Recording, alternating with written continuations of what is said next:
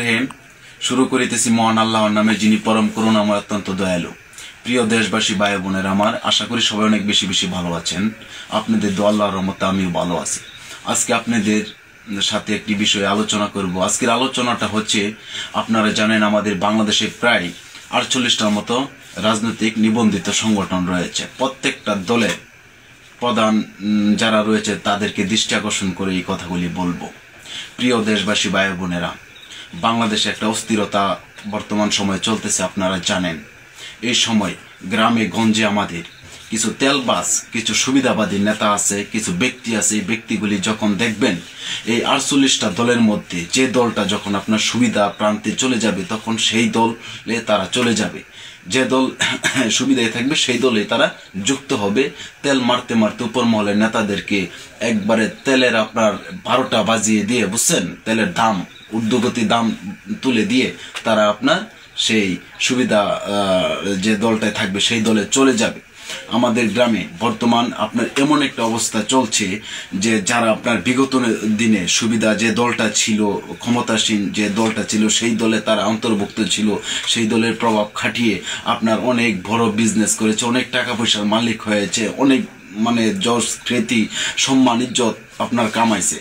কিন্তু যখন যেই দেখা যাচ্ছে সেই ক্ষমতাসীন দলটা ক্ষমতা হারাইছে, তখন এই দলটাকে ছেড়ে দিয়ে তারা বর্তমান রানিং সময় যে দলটা একটু সুবিধার প্রান্তে আছে সেই দলের মাধ্যমে গিয়ে প্রতিদিন চাটুকারি করতেছে।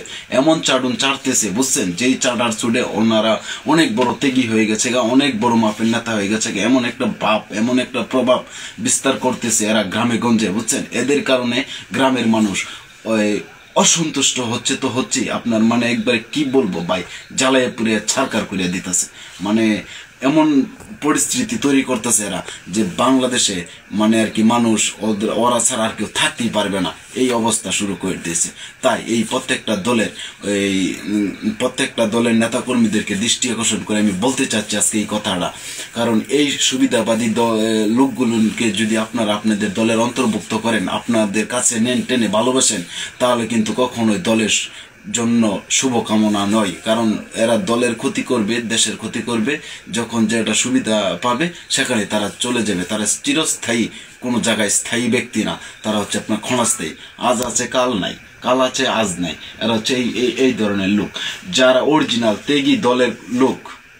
আপনি যে দলে সমর্থন করেন, আপনি যে দলে থাকেন, আপনি যে দলকে ভালোবাসেন, আপনি যে দলের লোক, আপনি কখনোই মন থেকে যে দলকে আপনি ভালোবাসেন সেই দলের ক্ষতি আপনি কোনদিন করবেন না। এবং কি, রাজনীতি হচ্ছে মানুষের সেবা করার জন্য।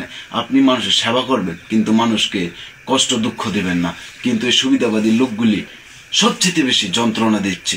বিগত দিনে যারা আওয়ামী লীগে ছিল, এখন তারা বিএনপি বা জামাত, গণ অধিকার পরিষদ, বিভিন্ন দলের মধ্যে ওরা ঢুকে গিয়ে মানুষের ক্ষতি করার চেষ্টা করতেছে।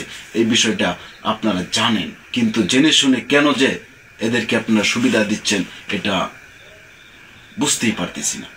কারণ প্রিয় ভাইয়ের আমার, আপনারা এখনো সময় আছে, যদি আপনারা আপনাদের দলকে ভালোবাসেন, যদি আপনারা দলের মঙ্গল চান, তাহলে এই লোকগুলিকে আপনার খুব দ্রুত দল থেকে চিহ্নিত করে বের করে দেন। তা না হলে কিন্তু আপনাদের দলেও একটা সময় দেখবেন বিশাল বড় একটা আবর্জনা সৃষ্টি হয়ে গেছে, যে আবর্জনার কারণে আপনার সামনের দিক আর এগোনো সম্ভব হবে না আপনাদের দ্বারা। তাই সবাই ভালো থাকুন, সুস্থ থাকুন। আল্লাহ হাফেজ।